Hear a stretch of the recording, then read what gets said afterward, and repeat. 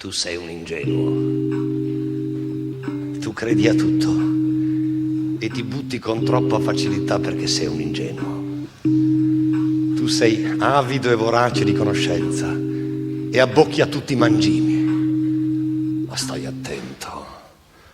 Non c'è niente che sia meno nutriente dei mangimi.